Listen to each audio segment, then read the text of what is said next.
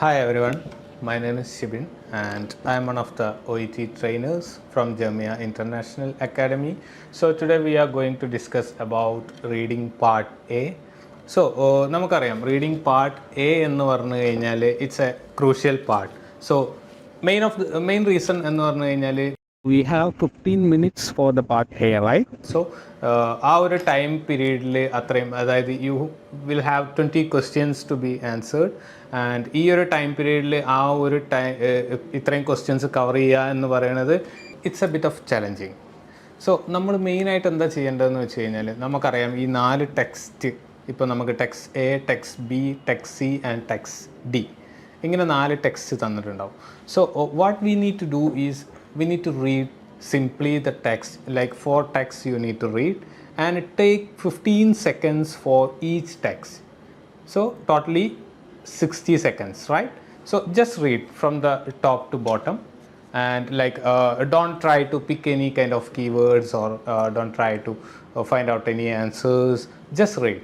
All right, so after that reading, so that what it means, like skimming, right? And then we need to do scanning.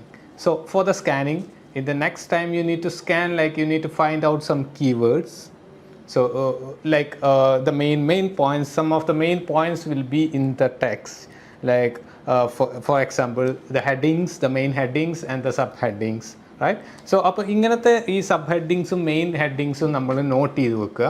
അഥവാ ആ ഒരു sub ഹെഡിങ്ങും അല്ലെങ്കിൽ ആ ഒരു main ഹെഡിങ്ങും വായിച്ച് കഴിയുമ്പോൾ തന്നെ നമുക്ക് ഏകദേശം ഒരു ഐഡിയ കിട്ടും ഈ ഒരു ടെക്സ്റ്റിൽ എന്തിനെക്കുറിച്ചാണ് പറഞ്ഞിട്ടുള്ളത് എന്നുള്ളതിനെക്കുറിച്ച് വ്യക്തമായൊരു ധാരണ നമുക്കുണ്ടാവും.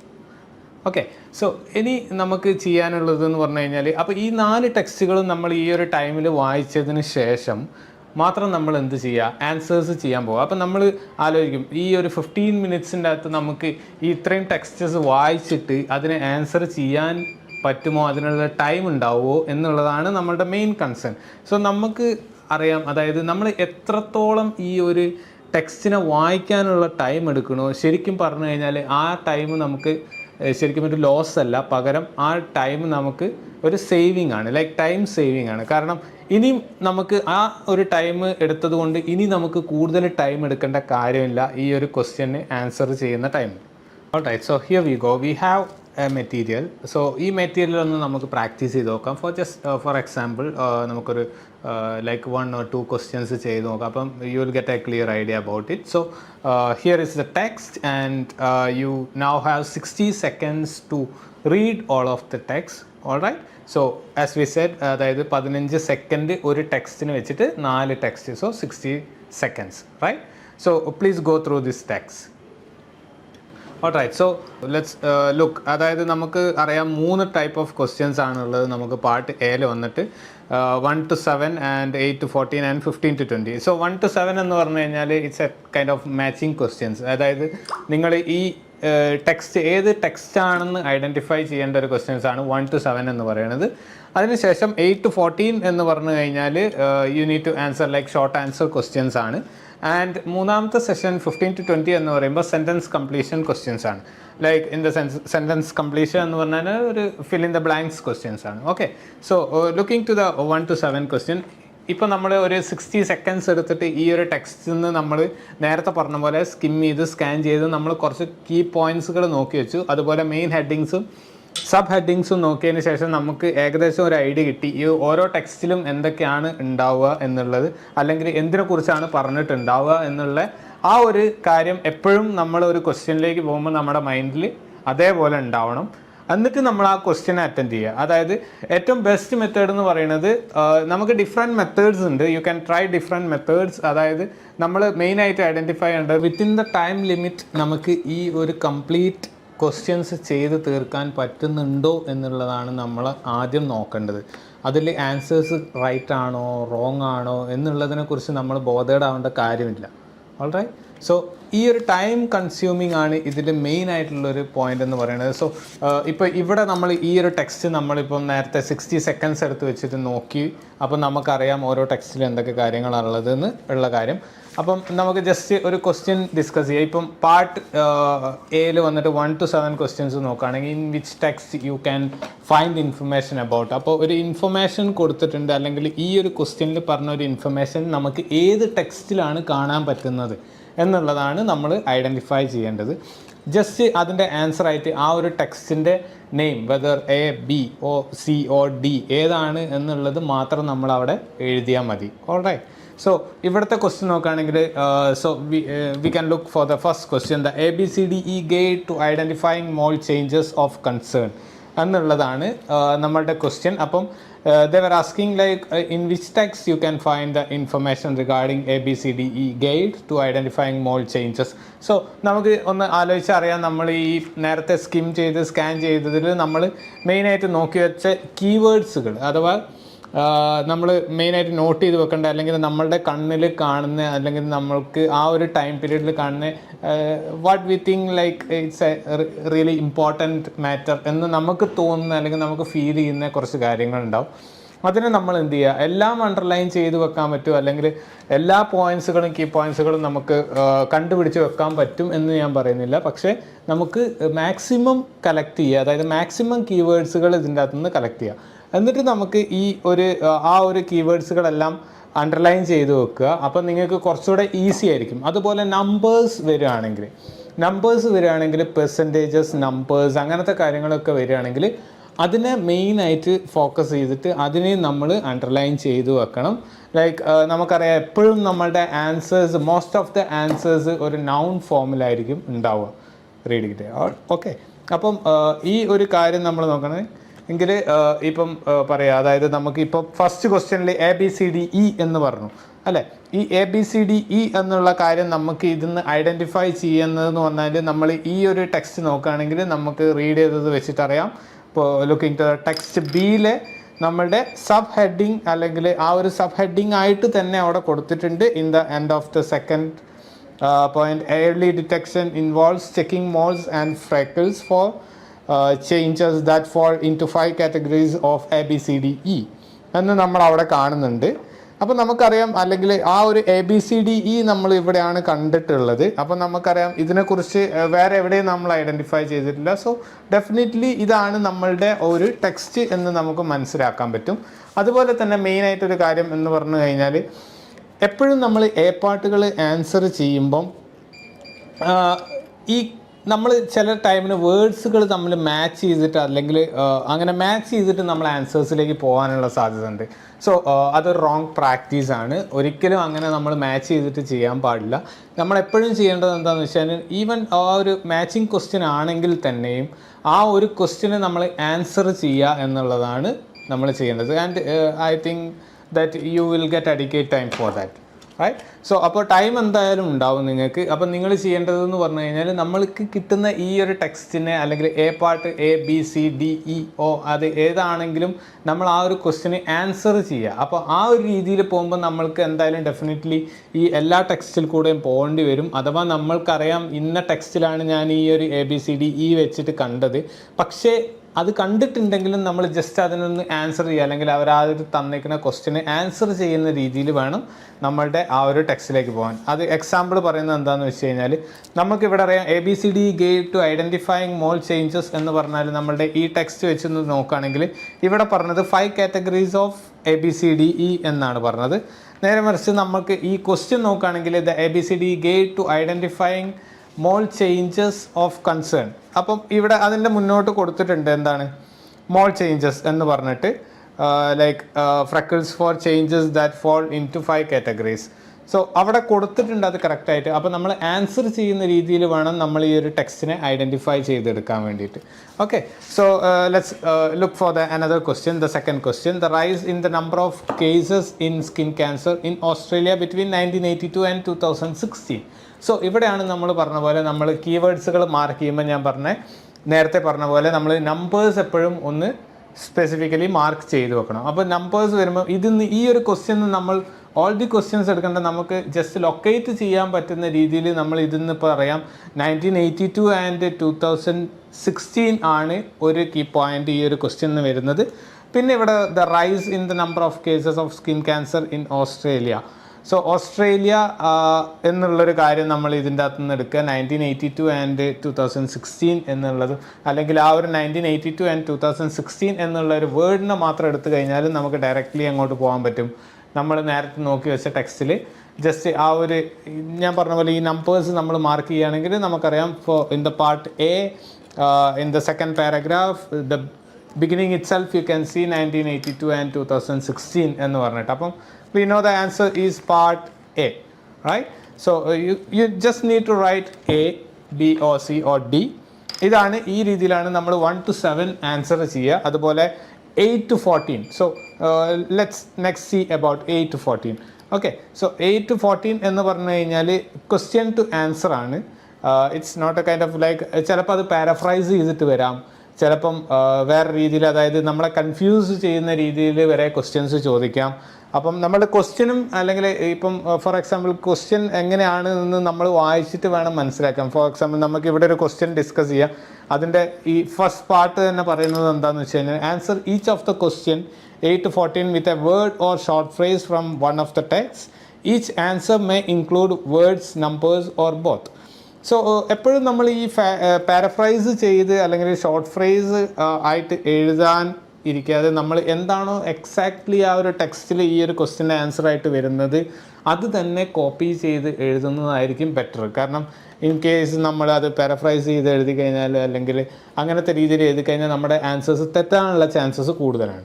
So it's better to answer for the question. അപ്പോൾ നമുക്ക് അറിയാം what are increasingly available to carry out through checks for early changes. So ഇവിടെ ഈ ഒരു 8th question എന്താണ്, what are increasingly available to carry out thorough checks for early changes. So നമുക്കറിയാം എന്താണ് available ആയിട്ടുള്ളത് ഒരു തെറോ ചെക്ക് ചെയ്യാൻ വേണ്ടിയിട്ട് ഫോർ ഏർലി ചേഞ്ചസ് എന്നാണ് നമ്മളുടെ ഒരു ക്വസ്റ്റ്യൻ വന്നത്. അപ്പോൾ നമുക്കറിയാം ഈ ഒരു ടെക്സ്റ്റ് വെച്ചിട്ട് നോക്കുകയാണെങ്കിൽ നമ്മൾ കുറച്ച് അതായത് ടെസ്റ്റുകളുടെ കാര്യം അല്ലെങ്കിൽ ഏർലി ഐഡൻറ്റിഫിക്കേഷൻ ഇൻവോൾവ്സ് ചെക്കിങ് എന്ന് പറഞ്ഞിട്ടൊരു ഹെഡിങ് നമ്മൾ എവിടെയോ കണ്ടിട്ടുണ്ട്. എവിടെയാണ്, നമ്മൾ പാർട്ട് ബിയിൽ കണ്ടിട്ടുണ്ട് അല്ലേ. അപ്പോൾ ഈ പാർട്ട് ബിയിലേക്ക് നമ്മൾ പോവുക. പാർട്ട് ബിയിലേക്ക് പോയിട്ട് നമ്മൾ ഈ ഒരു കാര്യം അല്ലെങ്കിൽ ഈ ഒരു ടെക്സ്റ്റിൽ നിന്ന് നമ്മൾ ആ ഐഡൻറ്റിഫൈ ചെയ്യേണ്ടതെന്ന് പറഞ്ഞു കഴിഞ്ഞാൽ ഇവിടെ ആൻസർ വരുന്നത് ഏതാണ്, നിങ്ങൾക്കൊന്ന് അറ്റ്ലീസ്റ്റ് ഗസ് ചെയ്യാൻ പറ്റുമോ? റൈറ്റ്. ഓക്കെ, സോ ഇവിടെ നോക്കുകയാണെങ്കിൽ നമ്മൾ ആദ്യമായിട്ട് കാണുന്നത് early identification involves checking moles and freckles for changes that fall in to 5 categories of ABCDE എന്നാണ്. നമ്മൾ ഒന്ന് സ്പീഡായിട്ട് റീഡ് ചെയ്ത് പോയി കഴിഞ്ഞാൽ നമുക്ക് ഈ ഒരു ടെക്സ്റ്റ് ബീൻ്റെ തന്നെ ഏറ്റവും ലാസ്റ്റ് എൻഡിൽ നമുക്കൊരു കാര്യം കാണാൻ പറ്റും. Specialist mole check centres are increasingly available to carry out a thorough check for early changes and monitor at risk moles.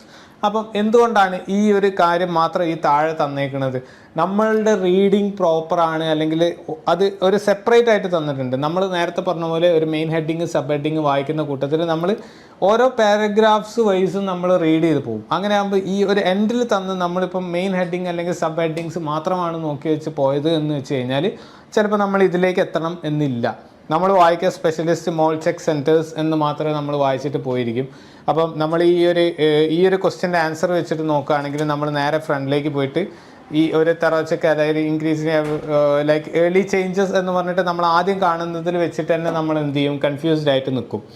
അപ്പം അതിന് പകരം നമ്മൾക്ക് ഈ ഒരു ടെക്സ്റ്റിനെ കുറിച്ച് ഒരു ഓവറോൾ ധാരണ ഉണ്ടെങ്കിൽ നമ്മൾ ഡയറക്റ്റ്ലി ഈ ഒരു ആൻസറിലേക്ക് പോകും. സോ എന്താണ് ഇവിടെ ഇൻക്രീസിംഗ്ലി അവൈലബിൾ ആയിട്ടുള്ളത് എന്നാണ് നമ്മളുടെ ചോദ്യം. അപ്പം നമ്മുടെ ആൻസർ ഡയറക്റ്റ്ലി അവിടെ വന്നു, specialist mole check centres, right. Okay, so this is a way you need to answer for the question. അപ്പോൾ നമ്മൾ ഇപ്പോൾ പറഞ്ഞ പോലെ 8th ക്വസ്റ്റ്യനും പറഞ്ഞു. സോ 8 to 14 ഇതുപോലെയാണ് നമ്മൾ ആൻസർ ചെയ്യേണ്ടത്. ഇനി വരുന്നത് 15 to 20 ആണ് അല്ലേ. 15 to 20 എന്ന് പറഞ്ഞു കഴിഞ്ഞാൽ നമുക്ക് ഇറ്റ്സ് എ ഈസി മെത്തേഡ്. അതായത് only you need to fill in the blanks, അഥവാ ഒരു കംപ്ലീറ്റിംഗ് ദ സെൻറ്റൻസ്, അല്ലെങ്കിൽ ആ ഒരു സെൻറ്റൻസിനെ നമ്മൾ കംപ്ലീറ്റ് ചെയ്യുക എന്നുള്ളതാണ് നമ്മൾ അവിടെ ചെയ്യേണ്ടത് അല്ലേ. സോ ഓക്കെ, സോ അപ്പോൾ ഇതിൽ നമുക്ക് ഒരിക്കലും സ്പെല്ലിംഗ് മിസ്റ്റേക്സ് വരുത്താൻ പറ്റില്ല. ഓക്കെ, ബിക്കോസ് എന്തുകൊണ്ടാണെന്ന് വെച്ച് കഴിഞ്ഞാൽ ആ ഒരു സാധനം ഈ ടെക്സ്റ്റിൽ തന്നത് അതുപോലെ കോപ്പി ചെയ്യുന്നതാണ്. അപ്പം please don't try to make any kind of spelling mistakes or spelling errors while writing the answers. അപ്പം അതിനെക്കുറിച്ച് നമ്മളൊന്ന് കോൺഷ്യസ് ആയിരിക്കുക. അതുപോലെ തന്നെ ഇനി പറയാനുള്ളത് നമ്മളുടെ ടൈം കൺസ്യൂമിങ് അല്ലെങ്കിൽ ഡിഫറെൻറ്റ് മെത്തേഡ്സ് ഓഫ് അതായത് നമ്മളുടെ ടൈം അല്ലെങ്കിൽ നമ്മൾക്ക് ഏതാണ് ഒരു കംഫർട്ടായിട്ടുള്ള മെത്തേഡ് എന്ന് ചൂസ് ചെയ്യുന്നതാണ് ഇനി നമ്മൾ ചെയ്യേണ്ടത്. നമ്മളൊരു സ്റ്റാർട്ടിങ് അല്ലെങ്കിൽ ഒരു ബിഗിനർ ആണെങ്കിൽ നമ്മൾ ചെയ്യേണ്ട കാര്യങ്ങൾ വി നീഡ് ടു ഐഡൻറ്റിഫൈ ഏത് മെത്തേഡാണ് നമുക്ക് വർക്കൗട്ട് ആവുക എന്നുള്ളതിനെ കുറിച്ച് നമ്മൾ ഐഡൻറ്റിഫൈ ചെയ്തെടുക്കുകയാണ് ഫസ്റ്റ് ചെയ്യേണ്ടത്. സോ അതിന് നമുക്ക് ചെയ്യാം try different ways of practising. അതായത് ഈ ഒരു ടെക്സ്റ്റ് അല്ലെങ്കിൽ ഇപ്പം നമ്മൾ പറഞ്ഞ പോലെ 1 to 7, 8 to 14 and 15 to 20 അല്ലേ. അപ്പോൾ ഇതിൽ നോക്കുകയാണെങ്കിൽ നമുക്ക് ആ ഒരു ഓർഡറിൽ തന്നെ പോകണം എന്ന് നിർബന്ധമില്ല. നമുക്ക് 8 to 14 ഫസ്റ്റ് ചെയ്യാം, എന്നിട്ട് 15 to 20 ചെയ്തതിന് ശേഷം 1 to 7 ചെയ്യാം. ഇനി അതല്ല നമുക്ക് അങ്ങോട്ടും ഇങ്ങോട്ടും സ്വാപ്പ് ചെയ്തിട്ട് ചെയ്യാം, 1 to 7 അല്ലെങ്കിൽ ആ ഓർഡറിൽ തന്നെ നമ്മൾ നേരത്തെ പറഞ്ഞ പോലെ വേണമെങ്കിൽ അങ്ങനെ ചെയ്യാം. ഏത് മെത്തേഡ് ആണെങ്കിലും ഈ ഒരു കാര്യം ഒരു വിത്തിൻ 13 മിനിറ്റ്സിൽ നമ്മൾ പ്രാക്ടീസ് ചെയ്ത് പഠിക്കണം. എന്നാലേ നമുക്ക് 15 മിനിറ്റ്സിൽ ഇത് കംപ്ലീറ്റ് ചെയ്യാൻ പറ്റുള്ളൂ.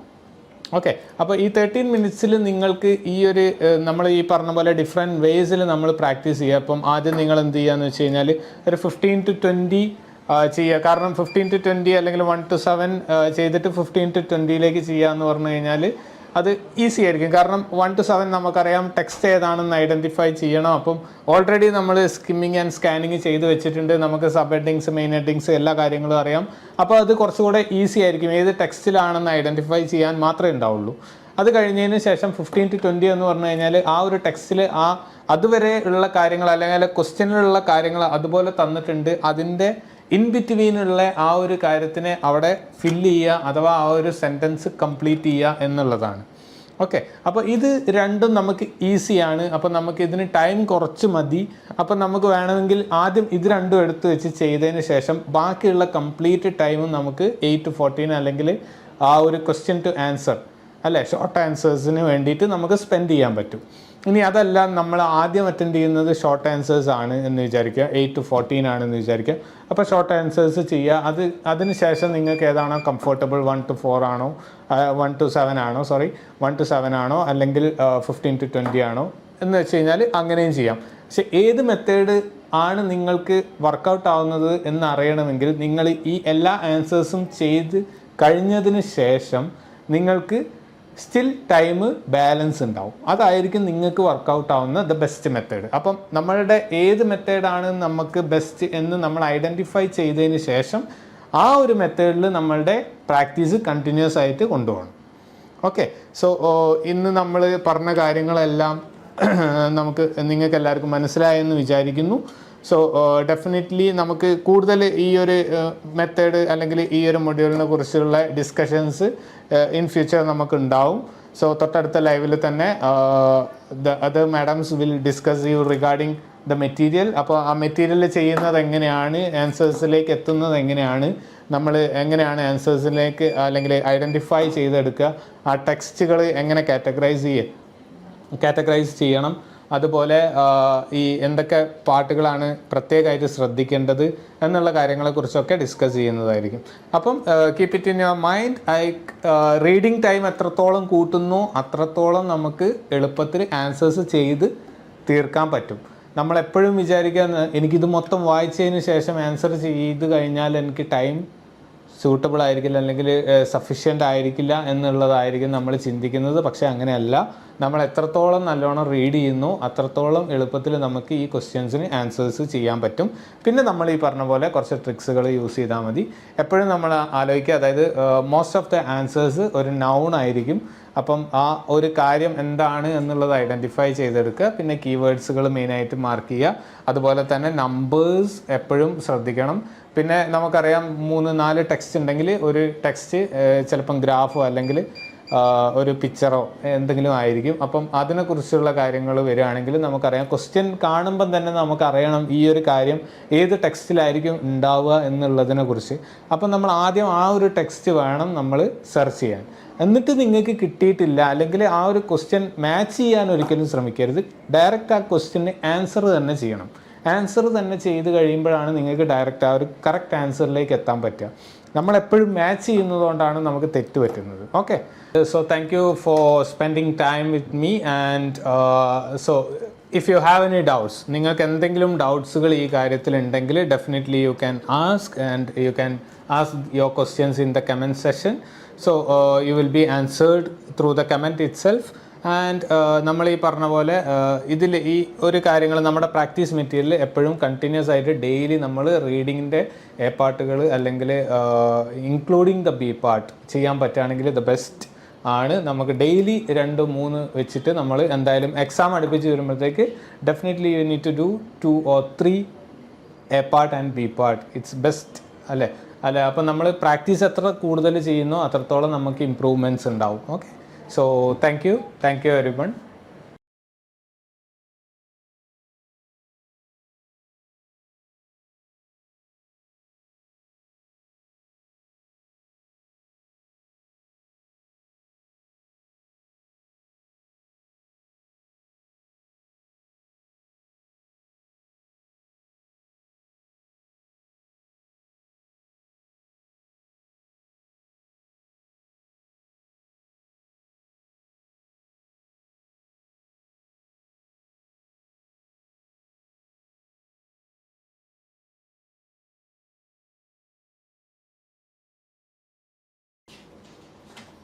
Good morning all.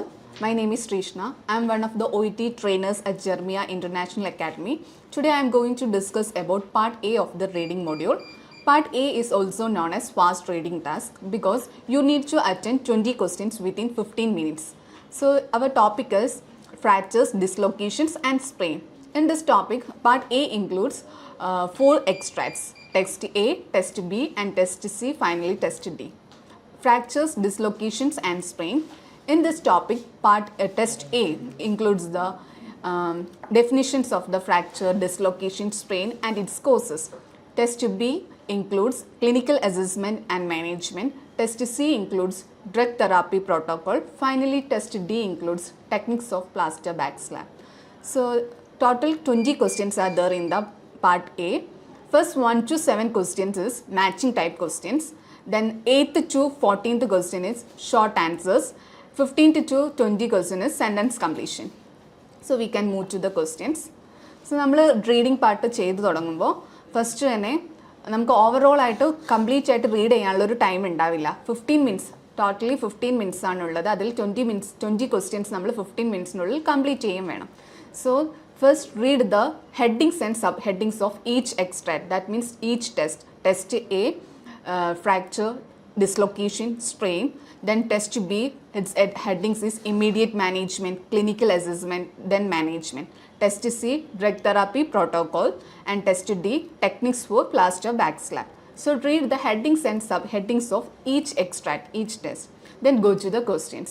So simple way എന്ന് പറഞ്ഞിട്ടുണ്ടെങ്കിൽ നമ്മൾ ഫസ്റ്റ് തന്നെ പറയാറുള്ളത് എപ്പോഴും 1 to 20 ക്വസ്റ്റ്യൻസിൽ 8th ക്വസ്റ്റ്യൻ തൊട്ട് സ്റ്റാർട്ട് ചെയ്യണം എന്നാണ്. ഒരു 8th മുതൽ 14 അല്ലെങ്കിൽ 8 to 14, then 15 to 20 അങ്ങനെ നമുക്ക് ചെയ്യാം. അല്ലെങ്കിൽ 15 to 20, 8 to 14, ഫൈനൽ മാത്രമായിട്ട് 1 to 7th ക്വസ്റ്റ്യൻസ് ചെയ്യാം. മാച്ചിങ് ടൈപ്പ് ക്വസ്റ്റ്യൻസ് ലാസ്റ്റ് മാത്രം ചെയ്യാൻ നോക്കാം. നമ്മളിവിടെ ഞാൻ ചെയ്തതും അങ്ങനെ തന്നെയാണ്. ഞങ്ങളിവിടെ സജസ്റ്റ് ചെയ്യാറുള്ളത് 8th ക്വസ്റ്റ്യൻ മുതൽ ചെയ്യാനാണ്, അല്ലെങ്കിൽ 15th ക്വസ്റ്റ്യൻ to 20 ആ ഓർഡറിൽ. That means starting short answers questions. So we can move to the questions. So here 8th question is, what should be used to elevate a patient fractured leg? So first of all, we want to underline the keywords. Here the keywords are elevate and fractured leg are the keywords. Then search for these keywords in the test A, B, C, D. നമ്മൾ first തന്നെ question paper കിട്ടിക്കഴിഞ്ഞപ്പോൾ നമ്മൾ test എൻ്റെ headings and sub headings read ചെയ്തു. അതുപോലെ B, C, D നമ്മൾ ചെയ്തു കഴിഞ്ഞതാണ്. So അതിൽ ബിയിലാണ് മാനേജ്മെൻറ്റ് പറഞ്ഞിരിക്കുന്നത്. Immediate management, clinical assessment, physical examination എന്ന് പറഞ്ഞിട്ട് മാനേജ്മെൻറ്റ് ടെസ്റ്റ് ബിയിലാണ്. സോ ഫ്രാക്ചർ ആയിട്ടുള്ള ലെഗ് എന്ത് യൂസ് ചെയ്ത് എലിവേറ്റ് ചെയ്യണം എന്നുള്ളതിൻ്റെ ആൻസർ മാനേജ്മെൻറ്റ് എന്നുള്ള ടെസ്റ്റിലായിരിക്കും, മാനേജ്മെൻറ്റ് ഇൻഫോർമേഷനുള്ള ആ ഒരു ടെസ്റ്റിലായിരിക്കും പറഞ്ഞിട്ടുണ്ടാവും. അത് ടെസ്റ്റ് ബി ആണ്. So other test we want to eliminate other test. That means skimming and scanning method. Skimming and scanning method. Scan the appropriate test. ഇവിടെ മാനേജ്മെൻറ്റ് ടെസ്റ്റ് ബി ആണ് answer, test ബിയിലാണ് answer ഉള്ളത്. So അവിടെ നന്നായിട്ട് focus ചെയ്ത് read ചെയ്യാം. അങ്ങനെ നോക്കുമ്പോൾ ഫസ്റ്റിട്ടുള്ള ഹെഡിങ് ഇമ്മീഡിയറ്റ് മാനേജ്മെൻ്റ് ആണ് വരുന്നത്. സെക്കൻഡ് ഹെഡിങ്ങിലാണ് ക്ലിനിക്കൽ അസസ്മെൻ്റ് ആണ്. അതിൽ ഫിസിക്കൽ എക്സാമിനേഷൻ, ചെക്ക് വെതർ എന്ന് പറഞ്ഞിട്ടുള്ള ഹെഡിങ്സ് ആണ്. സോ അതിലൊന്നും എന്തായാലും ഉണ്ടായിരിക്കില്ല. പിന്നെ താഴെ വീണ്ടും മാനേജ്മെൻറ്റ് കൊടുത്തിരിക്കുന്നു. അതിൽ സെക്കൻഡ് പോയിന്റ് ആയിട്ട് പറഞ്ഞിട്ടുണ്ട്, elevate the limb, a sling for arm injuries, that means upper extremities, and a pillow for the leg injuries. So here the answer is pillow.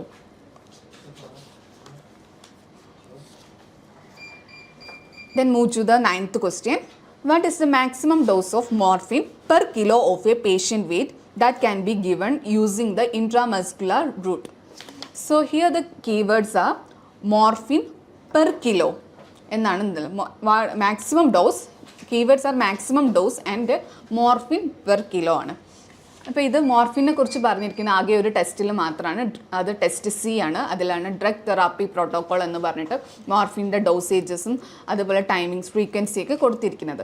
അതിലൊരു റെക്കമെൻഡഡ് ഡോസേജ് എന്ന് പറഞ്ഞിട്ടുള്ള ഒരു കോളൻ ഉണ്ട്. അതിൽ adult only 0.1 to 0.2 mg per kg to a maximum of 10 mg എന്ന് പറയുന്നുണ്ട്. Here the question is what is the maximum dose of morphine per kilo ആണ്. ഒരു കെ ജിയിൽ 1 kg എത്രത്തോളം മാക്സിമം ഡോസ് ഓഫ് മോർഫിൻ്റെ മാക്സിമം ഡോസ് എത്രയാണ്? അതാണ് 0.2 mg വരുന്നത്. ഇവിടെ പലർക്കും ഡൗട്ട് വരും 10 mg ആണോ എന്നുള്ളത്. 10 mg മാക്സിമം ഓഫ് 10 mg വരെ നമുക്ക് പോവാം. പക്ഷെ അവിടെ വെയിറ്റ് ഇൻക്രീസ് ചെയ്യും. ഇവിടെ 1 kg പെർ കെ ജിയിൽ എത്ര മാക്സിമം ഡോസ് എന്നാണ് ചോദിച്ചത്. അത് 0.2 mg ആണ് വരിക. What is the minimum dose എന്ന് ചോദിക്കുകയാണെങ്കിൽ അത് 0.1 mg. റേഞ്ച് ആണ് ചോദിച്ചിരിക്കുന്നതെങ്കിൽ 0.1 to 0.2 mg.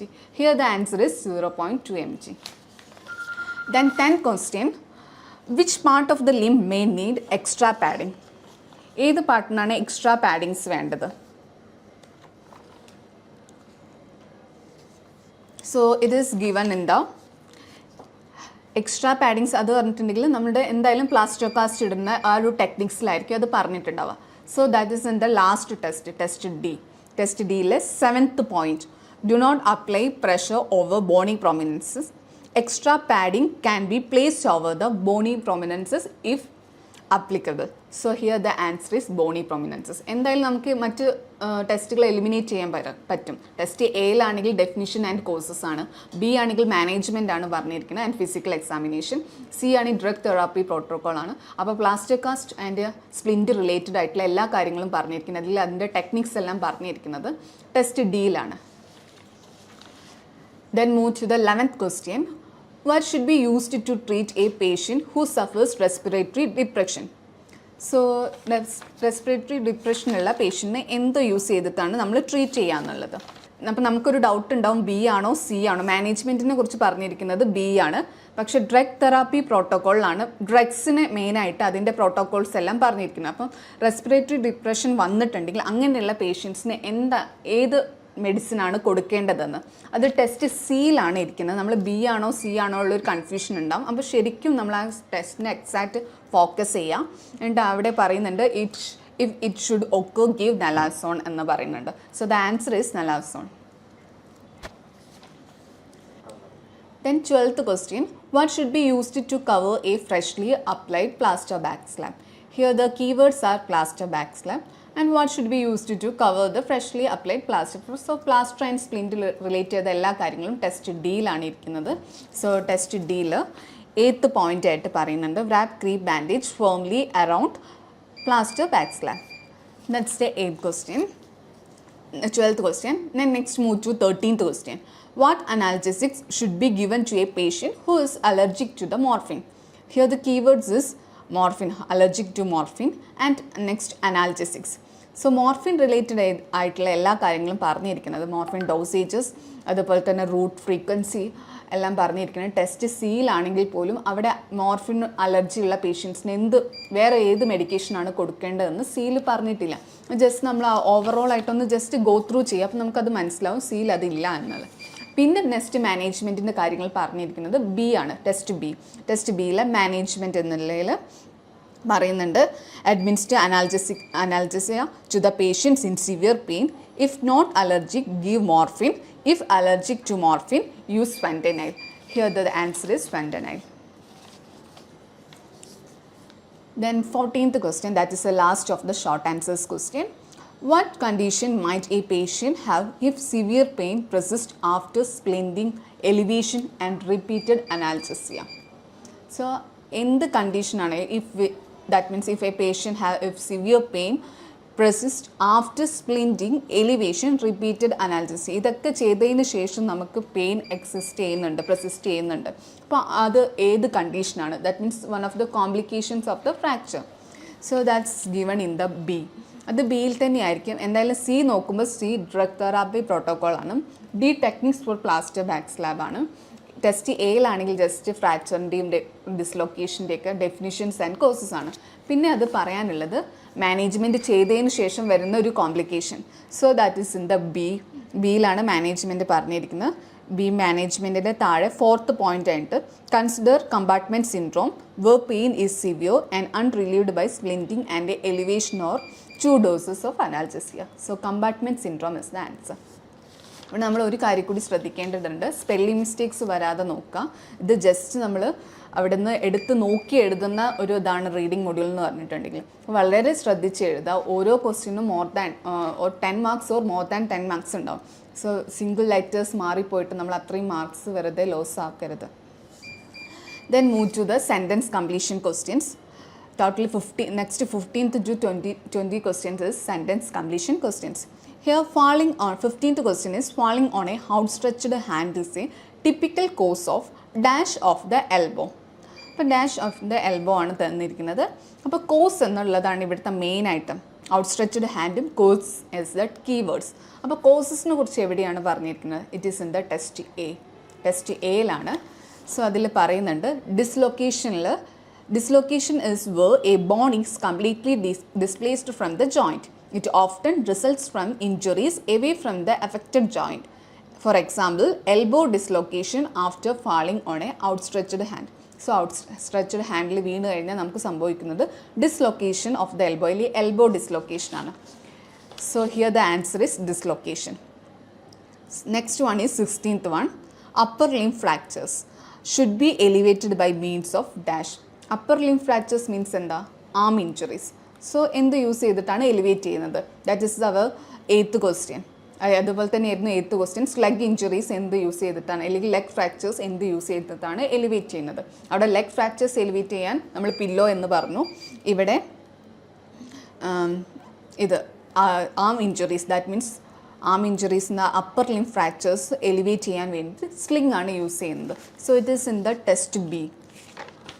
അത് ടെസ്റ്റ് ബിയിലായിരിക്കുമല്ലോ, മാനേജ്മെൻറ്റിലാണല്ലോ നമ്മളത് പറയുന്നത്. Elevate the limb, a sling for arm injuries and a pillow for the leg injuries. Then 17th one, make sure the patient isn't wearing any dash on the part of the body where the plaster back slab is going to be placed. So പ്ലാസ്റ്റേഴ്സിനെ കുറിച്ച്, plaster back സ്ലാബിനെ കുറിച്ച് അതെന്തായാലും test ഡിയിലായിരിക്കും. Techniques for plaster back slab പറഞ്ഞിട്ട് test D ആണ് ആ ഒരു കാര്യങ്ങളെല്ലാം, അതിൻ്റെ പ്രിൻസിപ്പിൾസ് എല്ലാം ഇൻക്ലൂഡ് ചെയ്തിരിക്കുന്നത്. അവിടെ നമ്മൾ എന്ത് നമ്മൾ വെയർ ചെയ്യരുതെന്നാണ് ചോദിച്ചിരിക്കുന്നത്. സോ അതിൻ്റെ 5th പോയിന്റ്, ടെസ്റ്റ് ഡീൻ്റെ 5th പോയിന്റിൽ പറഞ്ഞിട്ടുണ്ട്, ensure any jewellery is removed from the injured limb. That means jewellery is the answer.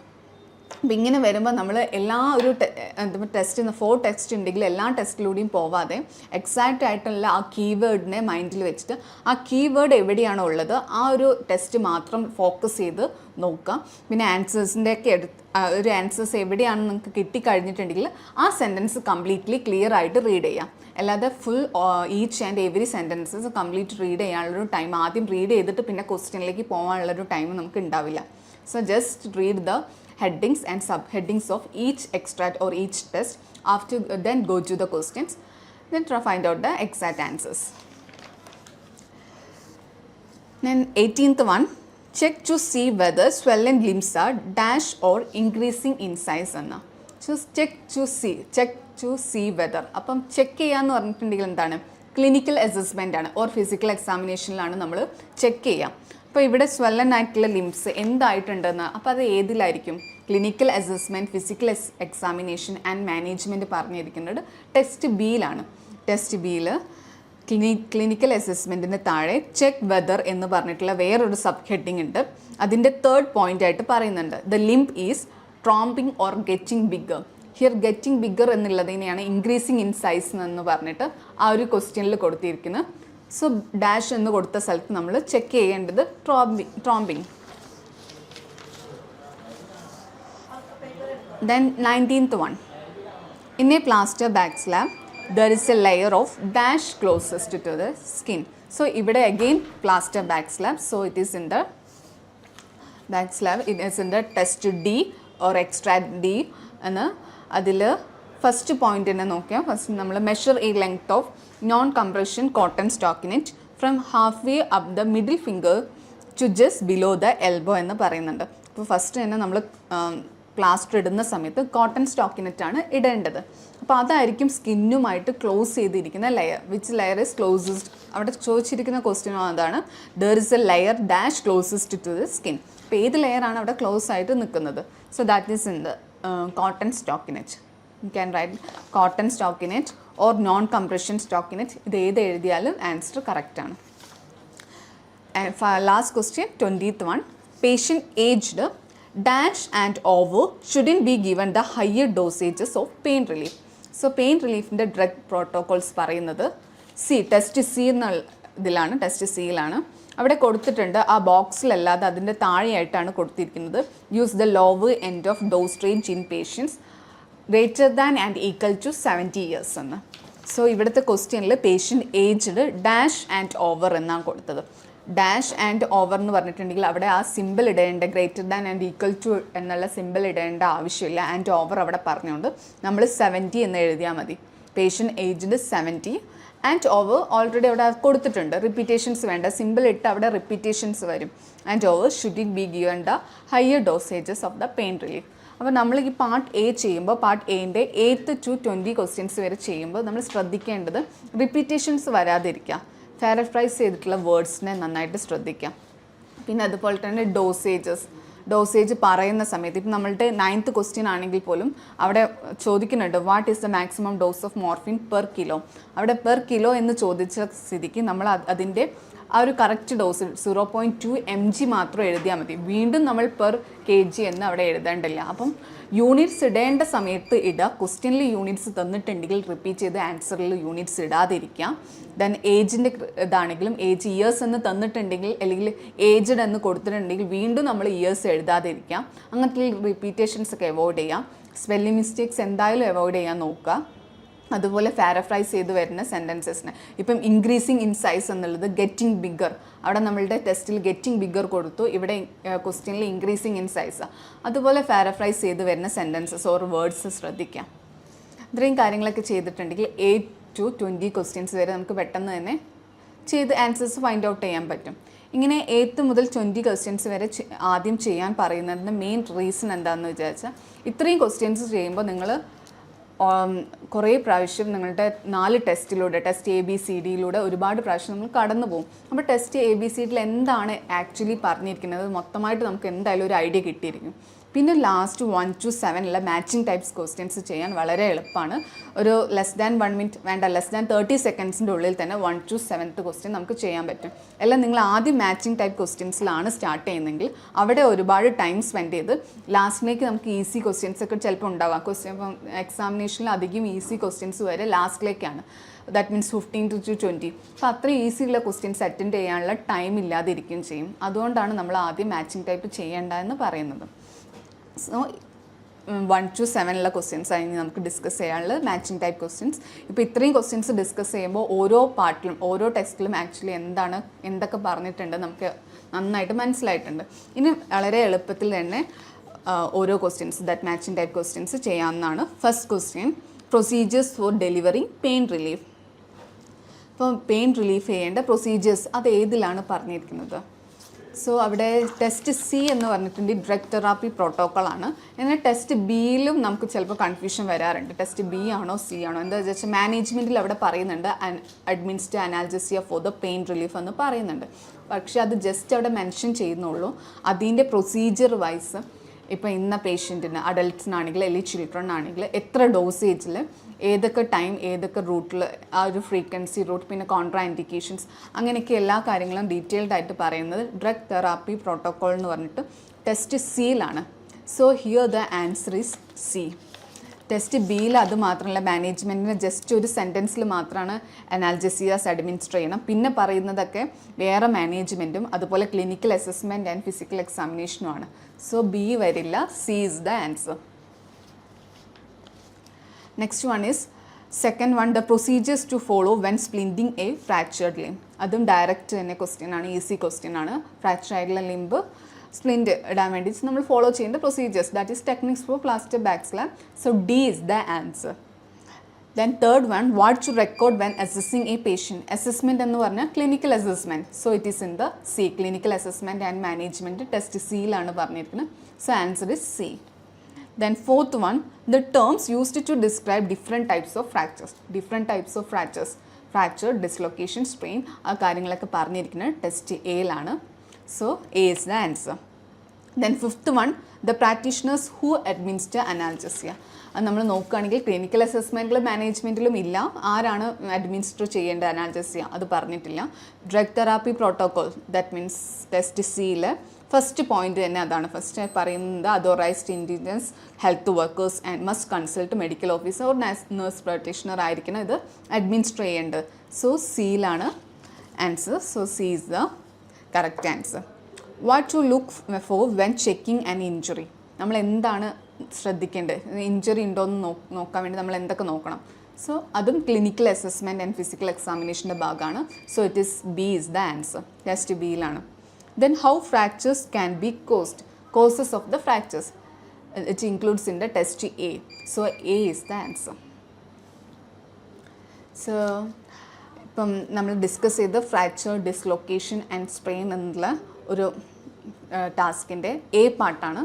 So നമുക്ക് പറയുകയാണെങ്കിൽ കുഴപ്പമില്ലാത്തൊരു മെറ്റീരിയൽ, എക്സാം ഓറിയൻറ്റഡ് എന്ന് പറയാം. അല്ലെങ്കിൽ അത്ര ഒരുപാട് ടഫുമല്ല, എന്നാൽ കുറച്ച് പാരഫ്രൈസ് ചെയ്തതിൽ ട്രിക്കി ആയിട്ടുള്ള ഒരു 2-3 ക്വസ്റ്റ്യൻസ് ഒക്കെ ഉണ്ട്.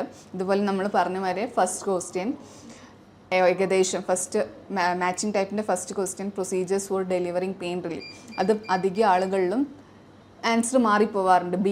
ചിലവർ ബി ഇടും, CBC എന്നുള്ള ഒരു ഓപ്ഷൻസ് മാറാറുണ്ട്. അതുപോലെ തന്നെ അധികം തെറ്റിക്കാറുള്ള ക്വസ്റ്റ്യൻ 9th വണ്ണാണ്, maximum dose of morphine per kilo എന്നുള്ളത്. അതിൽ 0.2 mg ഉള്ളത് എല്ലാവരും 10 mg എഴുതാറുണ്ട്. സോ അങ്ങനത്തെ ചില ക്വസ്റ്റ്യൻസ് വരാറുണ്ട്. പിന്നെ 19th question, in A plaster back slab there is a layer of compression of non compression stock. ആ ഒരു ക്വസ്റ്റ്യനുമാണ് മെയിനായിട്ട് ഇവിടെ ഡൗട്ട് വരുന്ന 3 ക്വസ്റ്റ്യൻസ് ഉള്ളത്. ഇപ്പോൾ അത് 3ഉം ക്ലിയർ ആയെന്ന് വിചാരിക്കുന്നു. ഇപ്പോൾ 20 ക്വസ്റ്റ്യൻസിൽ ഏറ്റവും ഈസി ആയിട്ടുള്ള ഒരു പാർട്ടാണ്, റീഡിങ്ങിൽ ഏറ്റവും ഈസി ആയിട്ടുള്ള പാർട്ടാണ് part A. 20 out of 20 score ചെയ്യാൻ പറ്റി അത്രയും നല്ലത്. അല്ലെങ്കിൽ 2 or 3 ക്വസ്റ്റ്യൻസ് എന്തായാലും ഒരു ട്രിക്കി ക്വസ്റ്റ്യൻസ് ഉണ്ടാവും. സോ ആ ട്രിക്കി ക്വസ്റ്റ്യൻസ് കിട്ടിയിട്ടില്ലെങ്കിലും 18 ക്വസ്റ്റ്യൻസ് എങ്കിലും നമ്മൾ സ്കോർ ചെയ്യും. 18 out of 20. Okay, that's all for today. We discussed about part A of the fractures, dislocation and sprain. I hope that I have clarified all of your concerns from first 1 to 20 questions. So try to get 20 out of 20 in part A or above 18 out of 20. And all the best for your examination. Thank you.